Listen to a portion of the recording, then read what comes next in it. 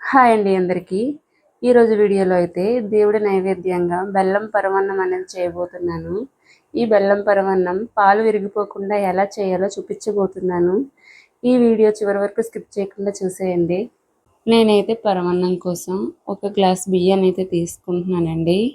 దీన్ని ఇలా బౌల్లోకి వేసుకొని ఒక 2-3 సార్లు వాష్ చేసేసుకోండి నీట్గా. ఇలా బియ్యాన్ని నీట్గా కడిగేసుకున్నాక దీంట్లోనే కొద్దిగా వాటర్ వేసేసుకొని ఒక అరగంట పాటు నానబెట్టేసుకోండి. ఇలా ఒక గిన్నెని తీసుకొని నేను ఏ గ్లాస్తో అయితే బియ్యాన్ని తీసుకున్నానో అదే గ్లాస్తో ఒక 4-5 గ్లాసులు పాలను అయితే తీసుకోవాలండి. అదేవిధంగా ఈ పాలల్లో ఒక 2 గ్లాసుల వాటర్ కూడా వేసుకోవాలి. ఈ పాలనైతే పొయ్యి మీద పెట్టుకొని బాగా మరిగించేసుకోవాలండి.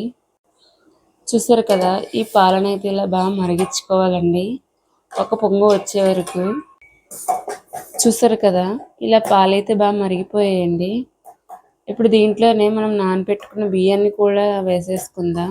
బియ్యం అయితే ఇలా వాటర్ లేకుండా అయితే తీసుకోవాలి. దీని అంతటిని మొత్తం ఈ పాలల్లో వేసేసుకుందాం. ఇలా బియ్యం వేసుకున్నాక ఇలా ఒకసారి మొత్తం కలిపేసుకోండి. దీన్ని మీడియం ఫ్లేమ్లోనే ఉడకనివ్వాలండి. ఇది మొత్తం అన్నం మెత్తగా అయ్యే వరకు అయితే ఉడికించుకోవాలి. చూసారు కదా, ఇలా అన్నం అయితే ఉడికిపోయింది. మీరైతే స్టవ్ ఆఫ్ చేసేసుకోవచ్చు. నేనైతే గ్లాసు బియ్యానికి గ్లాసున్నర బెల్లాన్ని అయితే తీసుకుంటున్నాను. అది కూడా స్టవ్ ఆఫ్ చేసుకున్నాకే బెల్లం అనేది వేయాలండి, లేదంటే పాలు అనేది విరిగిపోతుంది. మనం బెల్లం వేసినా కూడా ఈ వేడికి ఇలా ఉడికిపోతుంది. ఇంకా స్టవ్ అయితే ఆన్ చేయని అవసరం లేదు. చూసారు కదా, ఇలా బెల్లం మొత్తాన్ని వేసేసుకొని ఇలా కలిపేసుకోండి కరిగే వరకు. ఈ వేడికి అలా కరిగిపోతుందండి. దీంట్లో కొద్దిగా దంచుకున్న యాలకులను కూడా వేసుకోండి. ఇలా వేసుకుని మొత్తం కలిపేసుకొని చివరిగా ఈ పరిమాణంలో నెయ్యిలో ఫ్రై చేసిన ఈ కొబ్బరి ముక్కలు, జీడిపప్పు, కిస్మిస్లను కూడా వేసేసుకుందాం.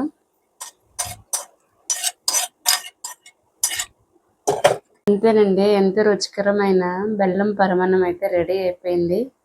ఈ వీడియో కనుక మీకు నచ్చినట్లయితే లైక్ చేయండి, షేర్ చేయండి, అలాగే సబ్స్క్రైబ్ చేసుకోండి.